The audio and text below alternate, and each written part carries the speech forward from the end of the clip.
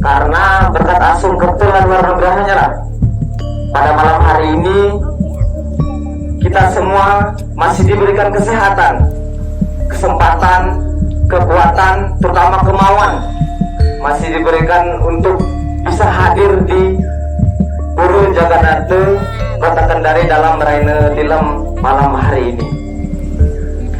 Berkaitan dengan rasa syukur tadi, pada malam hari ini saya akan mengambil tema yaitu tentang bersyukur menjadi manusia. Mungkin ibu bapak sekalian sudah sering mendengar atau mendengarkan Dharma Wacana tentang syukur, tetapi tidak ada salahnya saya untuk menyampaikan kembali apa yang sebenarnya harus kita syukuri ketika kita hidup menjadi manusia. Di zaman sekarang, ibu bapak sekalian yang sangat berbahagia, banyak umat manusia yang masih sangat kurang untuk bersyukur. Masih banyak para pejabat-pejabat tinggi, terutama orang-orang yang berada, malah memperkaya diri dengan korupsi. Itu merupakan kurangnya rasa syukur di dalam diri sehingga menghalalkan segala cara untuk memperkaya dirinya. Contoh lain lagi, teman-teman semua, ibu bapak sekalian pasti tahu lah, film yang lagi tenar kemarin bahkan di TikTok yang suaminya selingkuh, layangan putus. Itu menunjukkan bahwa sang laki-laki tidak mensyukuri memiliki istri yang baik, perhatian, penyayang, masih juga mau diselingkuhi. Jadi untuk laki-laki, kalau sudah mendapatkan pasangan yang baik, cantik dan penyabar, maka sayangilah mereka. Itulah, karena contohnya seperti itu, makanya dia mengambil tema tentang bersyukur pada malam hari ini. Kenapa kita harus bersyukur menjadi manusia? Di dalam Sarasa Musaya bagian 2 dijelaskan, di antara makhluk hidup ciptaan Tuhan, menjadi manusia lah yang paling mulia. Kenapa? Karena kita hidup menjadi manusia dibekali oleh Tuhan Yang Maha Esa, itu Bayu Sabdo hidup. Kita paling lengkap. Jika teman-teman sekalian, ibu bapak sekalian memperhatikan di lingkungan kita, tumbuhan, pepohonan itu hanya bisa hidup, tetapi tidak bisa untuk berpikir bahkan berbicara. Begitu pula binatang atau hewan yang ada di sekitaran kita, itu hanya bisa berbicara antar sesamanya, bisa bergerak, tetapi tidak memiliki akal sehat. Berbeda dengan manusia yang dibekali Bayu Sabdo hidup. Kita diberikan untuk pikiran, akal, kita diberikan suara untuk berbicara, untuk berkomunikasi, kita diberikan tenaga untuk selalu berbuat di hal yang baik. Kenapa kita diberikan pikiran, kita diberikan perasaan, agar ketika kita mengeluarkan perkataan, lebih baik kita pikirkan terlebih dahulu, agar perkataan kita tidak menyakiti perasaan orang lain. Begitu pula tingkah laku kita ketika kita ingin melakukan sesuatu hal, alangkah baiknya kita pikirkan terlebih dahulu. Itulah kelebihan kita menjadi manusia, sehingga tidak ada lagi alasan untuk ibu bapak sekalian, teman-teman sekalian, untuk tidak bersyukur menjadi manusia. Marilah untuk selalu berbuat baik agar kehidupan kita bisa lebih baik lagi ke depannya. Nah, yang kedua, kenapa kita harus selalu bersyukur menjadi manusia? Di dalam Sarasa Musaya bagian 3 dijelaskan, kendati pun engkau lahir dalam keadaan susah, kendati pun engkau lahir dalam keadaan cacat sekalipun, kita harus selalu tetap bersyukur, karena menjadi manusia bukanlah hal yang mudah. Kita hidup mendapatkan kesempatan menjadi manusia, Lebih mudah untuk menebus dosa perbuatan kita agar bisa mencapai moksa.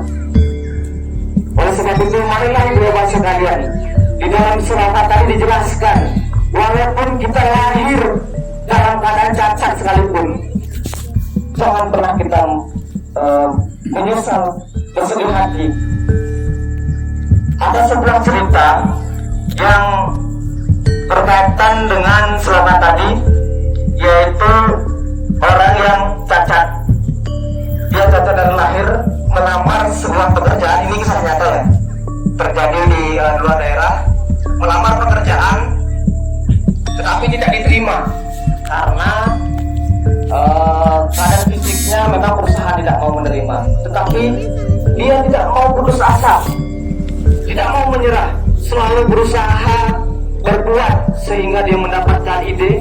Karena dia dibekali pengetahuan, dia dibekali bayu, dia dibekali alat indera untuk berbicara, berkomunikasi, maka dia membuat kreativitas. Dia mengumpulkan sobekan-sobekan kain di bekas pabrik-pabrik konveksi untuk membuat baju. Dia ambil kain sobek-sobekannya, dia kumpulkan, dia jadikan boneka, jadikan mainan anak-anak, dia jadikan keset. Sehingga apa? Barang yang dibuat laku dan harus dijual, bahkan sampai bisa mempekerjakan orang lain. Mungkin contoh-contoh seperti ini sudah sering ibu bapak lihat. Oleh sebab itu, marilah untuk kita selalu mensyukuri hidup kita. Mereka saja yang dengan keadaan kurang lahir ke dunia ini masih bisa bersyukur.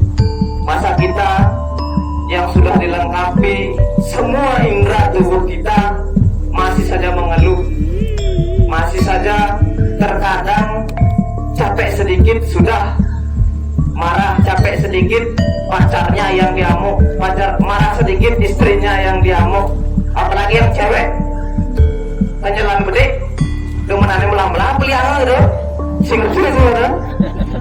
Orang-orang kita dipelihara demenannya. Nah itu harus kita selalu menjaga emosi kita, tingkah laku kita untuk selalu berbuat yang positif.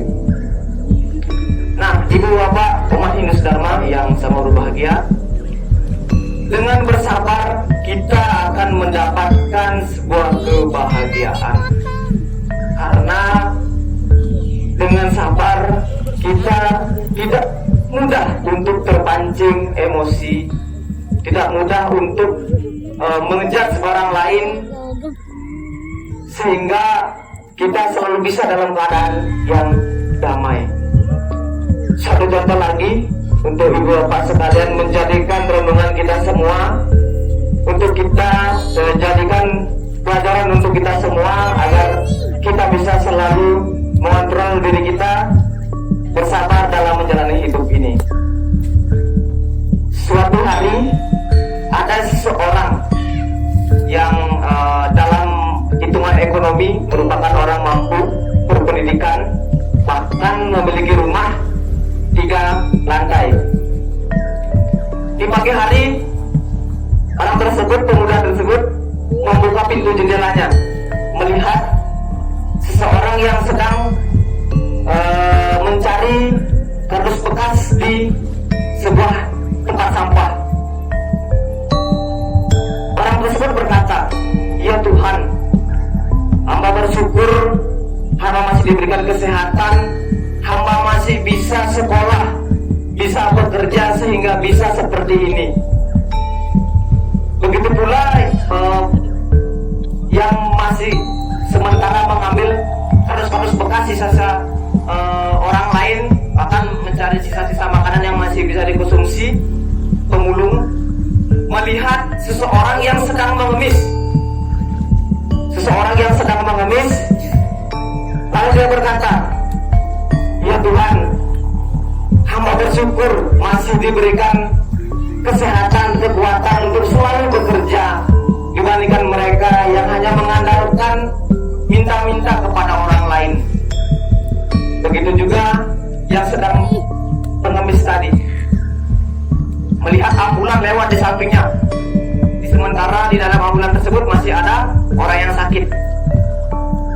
Berkatalah pengemis tersebut, "Ya Tuhan, hamba bersyukur masih bisa sehat. Seandainya saya sakit dan harus ke dokter, apa yang harus hamba pakai membayar rumah sakit? Sedangkan untuk makan saja saya masih susah." Begitu pula yang di dalam ambulan tadi, sampai di rumah sakit 2 hari ternyata sehat. Nah, yang di sampingnya, biasanya kamar kan itu ada 2 tempat tidur, ada 1 pasien lagi, satunya meninggal dunia. Yang sehat tersebut dia bilang, "Astaga ya Tuhan, saya masih bersyukur diberikan kesehatan. Seandainya saya seperti tetangga saya yang di sebelah ini, siapa yang akan menjaga anak saya? Siapa yang akan menjaga istri saya? Siapa yang akan menjaga keluarga saya?"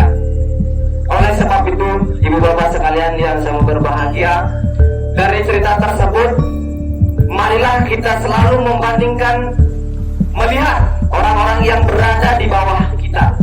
Jangan selalu melihat orang yang berada di atas kita.